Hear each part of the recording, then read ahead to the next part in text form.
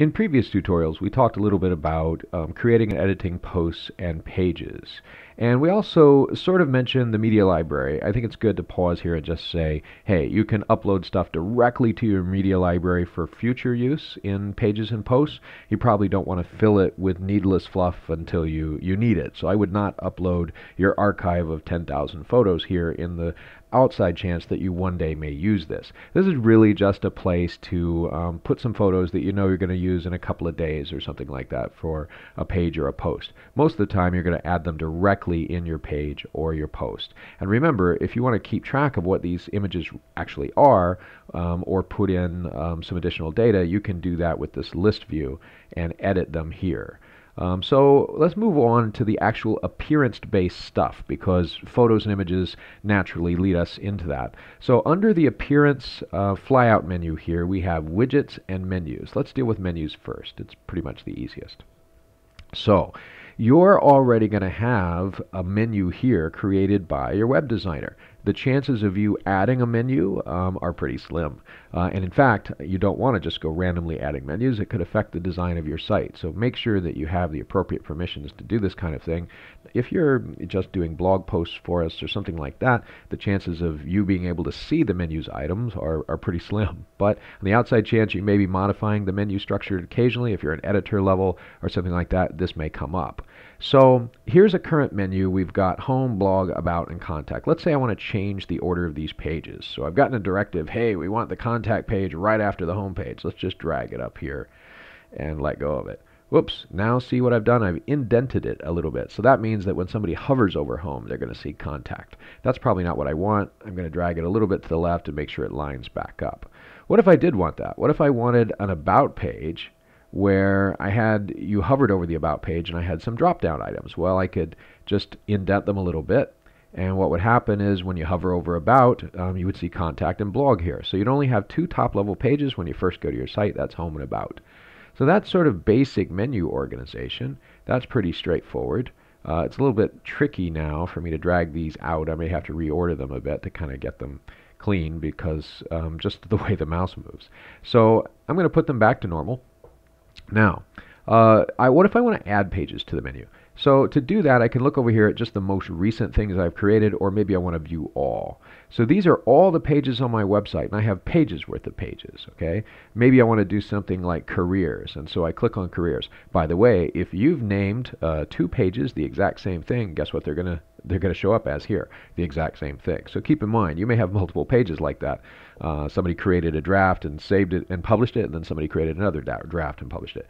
But be that as it may, I want to add it to my menu. I just click it and add to menu. There it is on my menu, and now I can drag and drop it where I want it to be, such as under the contact page or something like that. And if I want to delete it, I can drop down and remove that page. Before I do, note that if I want to change the wording of the page, I still want the full title to show up on the page, but I want a shorter version to be in my menu. Like for instance, I want About Us to actually just be About on the menu, or Contact Us to be just Contact. Well, I can change what the actual menu label is here.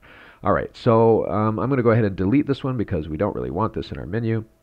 There's some other things here. In addition to adding pages, I can add actual links to other pages, and that's something that your webmaster can show you how to do.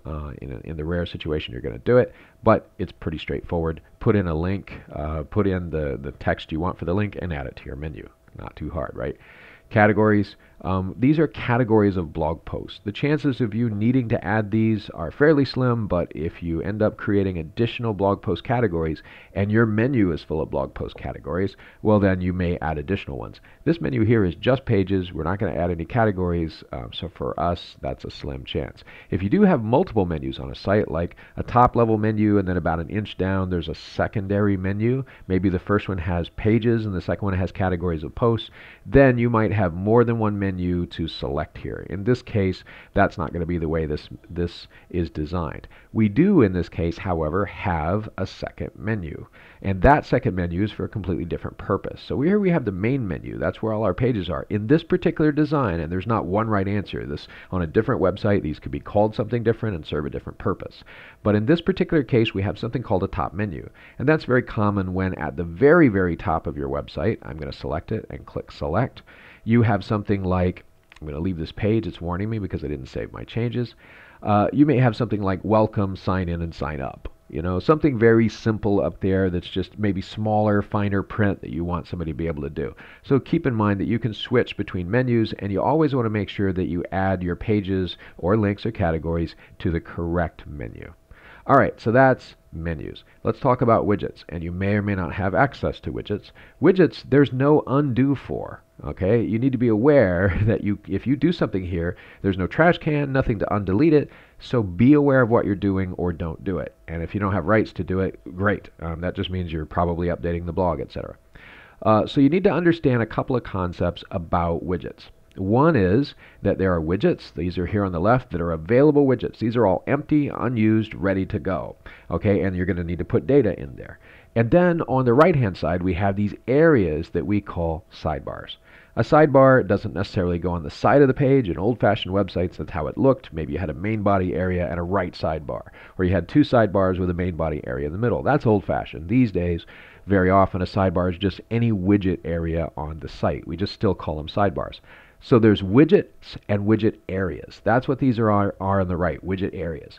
And hopefully your web designer has named them something interesting that you'll kind of recognize. For instance, we have footer column 1, footer column 2, and footer column 3. I know what those are. Maybe airplane up here. I'm like, what's airplane, right? So if you don't have a clear name for what something is, ask your web designer to rename that sidebar so you know what you're editing. So how do I get at that sidebar? Well, I'm just going to click it to open it, and look at that. There's widgets in there. There's widgets in them there hills. I've got widgets in all of these columns on my footer. That's not surprising. Well, what if I just want to edit an existing widget? All I have to do is click that widget, and it opens up, and here's some content. It may be a title, it may be some settings. I can change those. And so there's some widgets that are like this that are just sort of automated. They pull data from elsewhere in the site, from the loop of content that's in your site, like page content. Other widgets do other things. So I may go over here and have a text widget, and that one has some code that I have in there, or some raw text, similar to the text tab in a blog post or a page. And it may or may not have a title. Or there may be one that's a text widget and it has a title, so a title above the widget and then some content. That's very common as well, or a mixture of code and content. The type of widget you have is really based on some decisions that have been made about what content to put in various widget areas of your site. And there are different kinds of widgets. For instance, over here there's an image widget, and if I wanted to just put an image somewhere in some sidebar spot or widget area on my website, I could drag this over. Let's do it now. I could drag it over, let go, and I've got a widget, an image widget. But I still need to configure the widget. So I might do something like now click it, select an image, go to my media library, put it in there, make some changes to it if I want to, click insert, make some additional changes to the widget. Now it's going to populate some ideas here that I can do different things with, like change the size, and click save. So you might be thinking, well, how do I learn how to use all these widgets? Well, that's going to be a process. If you're actually updating this, you'll figure it out. It's not that hard, and or your webmaster will teach you how to do it. The chances of you doing daily or continual widget changes to your website are pretty slim. Widgets generally don't change. What you need to know here is that if I take a widget over here, if I'm just playing around out of curiosity and I say, hey, let's see what this does, and I drag this widget over here and let go, I just erased it. It can't be gotten back. There's no undo. It is now over here among the empty widgets. It is now empty. So if I do this with live content, I'm wiping out the content. You want to know this is a very powerful area. Don't be afraid of it. If you've been assigned rights to it, it's probably because we want you editing widgets, but we want you doing it intelligently. So drag and drop is powerful. You can drag it back over here to the empty bin. You can drag the order of a widget. You can edit what's in the widgets. Let's drag the order here. See, you can change the order and it just auto saves. There are different options. You need to know a little bit about what you're doing, but not a whole lot. The other widgets over here are kind of self-explanatory, and what will be, we can't give you a tutorial on it anyway, because what will be here will change over time and will be different based on individual websites. Just want to give you a quick overview of what widgets are. So that's the Appearance tab, and that's what widgets and menus are, and of course we've gone over the Media tab. You now know pretty much what you need to know about changing the appearance of your website.